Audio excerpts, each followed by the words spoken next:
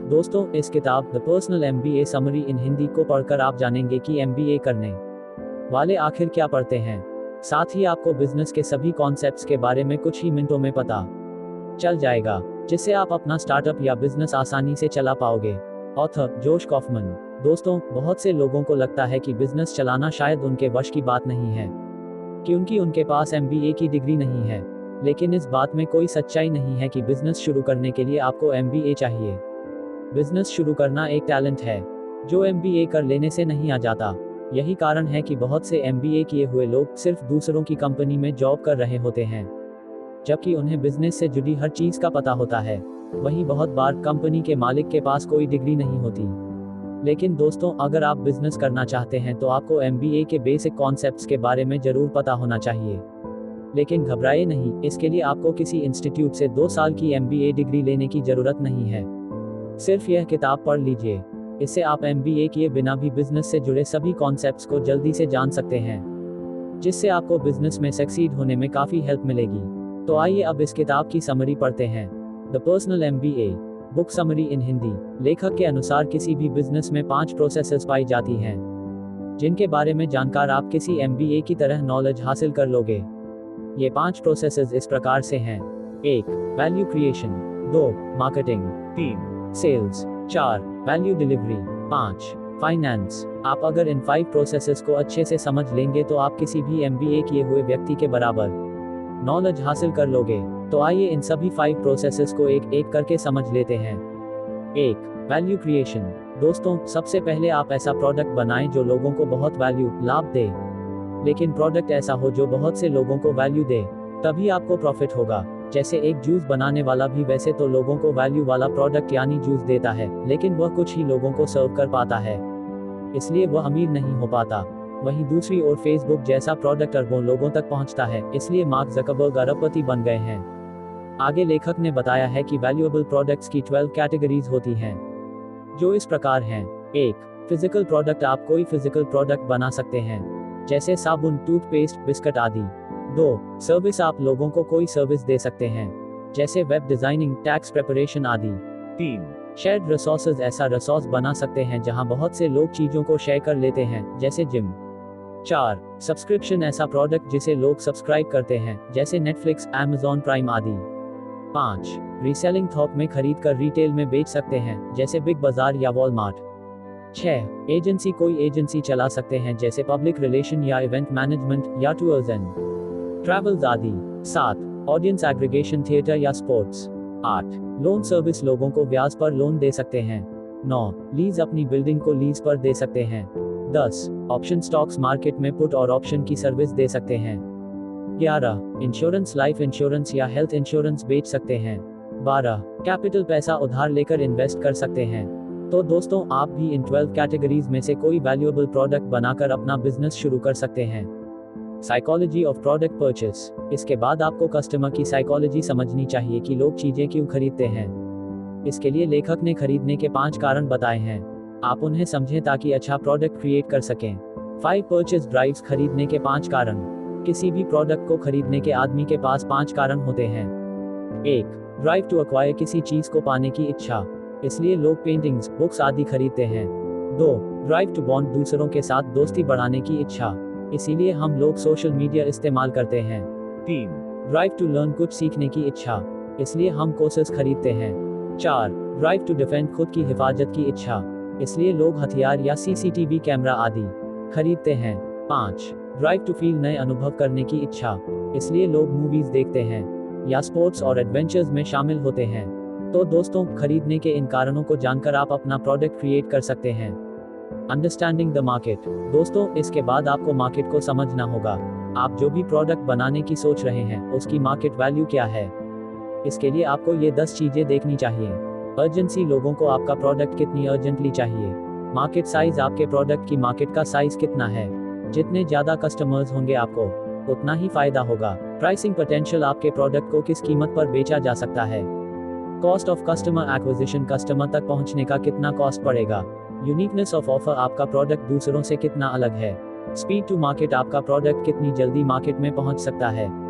Upfront investment. Product बनाने के लिए आपको कितना पैसा इन्वेस्ट करना पड़ेगा। एवरग्रीन पोटेंशियल, आपका प्रोडक्ट क्या सालों साल बिकता रहेगा। इन सब फैक्टर्स को ध्यान में रखकर आप पता लगा सकते हैं कि आपका प्रोडक्ट मार्केट में कैसा परफॉर्म करेगा। Choose market with competition. दोस्तों, आप ऐसी मार्केट चुनें जिसमें कुछ कंपटीशन हो। इससे आपको यह कंफर्म हो जाएगा कि लोग उस प्रोडक्ट को खरीदते हैं। बस आपके प्रोडक्ट में यह 4 चीजें जरूर होनी चाहिए। 1. प्रोडक्ट से लोगों को संतुष्टि मिलनी चाहिए। 2. इसे इस्तेमाल करने में कुछ भी प्रॉब्लम नहीं होनी चाहिए। 3. इसका दाम वाजिब होना चाहिए। 4. लोग उसे बार बार खरीदना चाहें। प्रोटोटाइपिंग, नया प्रोडक्ट कैसे बनाएं? दोस्तों, सबसे पहले आपको अपने प्रोडक्ट का प्रोटोटाइप बनाना चाहिए, मतलब इनिशियल वर्जन। इसके लिए इन 6 स्टेप्स का इस्तेमाल करें। 1. सबसे पहले प्रोडक्ट का आइडिया ढूंढें। 2. उस प्रोडक्ट का सिंपल वर्जन बनाएं और लॉन्च करें। 3. कस्टमर से फीडबैक लें, देखें कि उन्हें प्रोडक्ट कैसा लग रहा है। 4. जो भी कमियां कस्टमर बता रहे हैं उन्हें सुधारें। 5. फिर से फीडबैक लें और सुधारें। ऐसा तब तक करें जब तक आपका प्रोडक्ट परफेक्ट न हो जाए। 6. फिर उसे स्केल अप करें। 2. मार्केटिंग। दोस्तों, एक बार जब आपने अपना प्रोडक्ट बना लिया तो उसका अगला स्टेप होता है मार्केटिंग, जिसका मतलब है लोगों को बताना कि आपने कोई प्रोडक्ट बनाया है। जैसे कोई फिल्म प्रोड्यूसर फिल्म बनाता है तो हमें कैसे पता चलता है? वह तरह तरह के प्लेटफॉर्म पर एडवर्टाइजमेंट करता है, जो मार्केटिंग का ही फॉर्मेट है। मार्केटिंग कई तरह से हो सकती है। आजकल डिजिटल मार्केटिंग का जमाना है, जिसके निम्न तरीके हैं। 1. रेडियो या टेलीविजन पर एडवर्टाइजमेंट देना। 2. फेसबुक या गूगल पर ऐड देना। 3. प्रिंट मीडिया जैसे न्यूज़पेपर्स में ऐड देना। 4. ब्लॉग या वेबसाइट के जरिए कंटेंट मार्केटिंग करना। 5. या एफिलिएट मार्केटिंग, जिसमें आप लोगों को अपना प्रोडक्ट बेचने के लिए कहते हो और बदले में उन्हें कुछ कमीशन देते हो। तो दोस्तों, इस तरह से आप पूरी दुनिया को बता सकते हो कि आपने एक नया प्रोडक्ट बनाया है और उसमें इस तरह के फीचर्स हैं। 3. Sales, the personal MBA। दोस्तों, मार्केटिंग के बाद आती है आपके प्रोडक्ट की बिक्री यानी सेल। इसके लिए आपको 3 फैक्टर्स हमेशा याद रखने चाहिए, जो इस प्रकार से हैं: trust, price and negotiations. I trust. लोग आपका प्रोडक्ट तभी खरीदते हैं जब उन्हें उस पर ट्रस्ट, भरोसा होता है। अगर आप नाइजीरिया की यात्रा कर रहे हों और भूख लगे तो आप लोकल ढाबे में जाने के बजाय मैकडॉनल्ड में जाओगे, क्योंकि मैकडॉनल्ड ने आपका ट्रस्ट जीत लिया है। जबकि लोकल ढाबे को देखकर आपको शक होगा कि शायद वे लोग अच्छा खाना नहीं देंगे या कहीं आपको लूट न लें। बेशक बात इससे उल्टी हो। तो इसलिए दोस्तों, लोगों का आपके प्रोडक्ट पर ट्रस्ट होना जरूरी है। इसलिए कभी भी घटिया प्रोडक्ट न बेचें। 2. प्राइस। दोस्तों, सेल्स के लिए जरूरी है कि आपके प्रोडक्ट का प्राइस एकदम परफेक्ट हो। न तो वह ज्यादा सस्ता हो कि आपको घाटा हो और न ही इतना महंगा होना चाहिए कि लोग खरीदे ही न। जैसे अगर आप कोई बुक लिखते हो तो उसका प्राइस कैसे रखोगे? तो इसके लिए ये 4 चीजें ध्यान में रखें। 1. Market comparison. सबसे पहले तो यह देखें कि उस प्रोडक्ट की मार्केट में क्या कीमत है। अपने प्रोडक्ट की कीमत उसके आसपास ही रखें। 2. कीमत ऊंची रखें। अगर कम कीमत रख दोगे तो लोग सोचेंगे कि आपका प्रोडक्ट घटिया है, फिर डिस्काउंट देकर उसे नीचे ले आएं। 3. अगर आपके प्रोडक्ट की वैल्यू मार्केट के प्रोडक्ट से ज्यादा है तो कीमत उससे ज्यादा रखें। लेकिन हाँ, बहुत से टेस्टिमोनियल्स होने चाहिए जो आपके प्रोडक्ट के फेवर में हों, लेकिन फेक नहीं होने चाहिए। 4. प्रोडक्ट की मनी बैक गारंटी दे सकते हैं, इससे ट्रस्ट भी बिल्ड होगा। 3. नेगोशिएशन। कई बार आपको अपना प्रोडक्ट बेचने के लिए नेगोशिएशन भी करनी पड़ती है।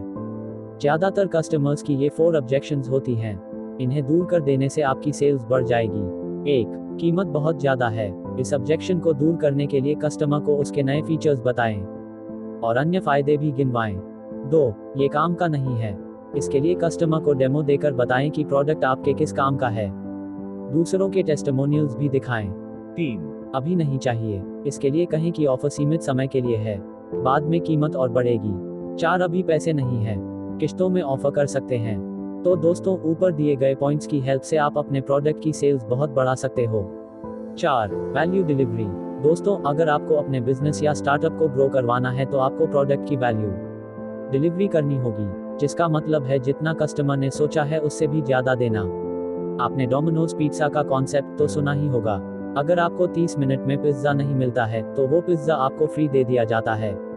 इसी तरह बहुत सी कंपनीज आपको फ्री गिफ्ट देती हैं या बहुत बार डिस्काउंट दिया जाता है।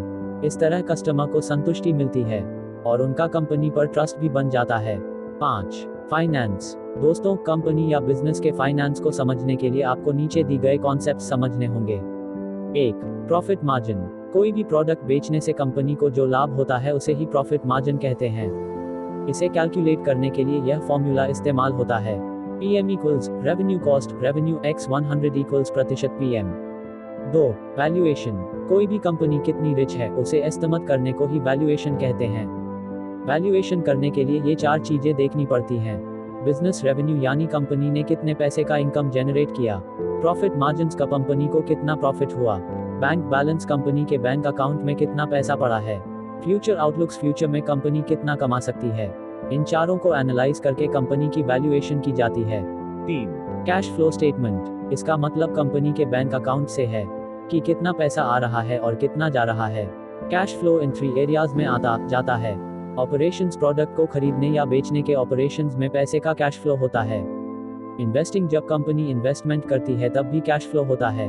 कैपिटल जब कंपनी पैसा लोन पर लेती है तो इसमें भी कैश फ्लो होता है। कंपनी के कैश फ्लो पर हमेशा ध्यान रखना चाहिए। 4. Income statement. किसी निश्चित अवधि में कंपनी ने कितना कमाया उसे ही इनकम स्टेटमेंट के रूप में दर्शाया जाता है। इससे पता चलता है कि कंपनी प्रॉफिट में है या लॉस में।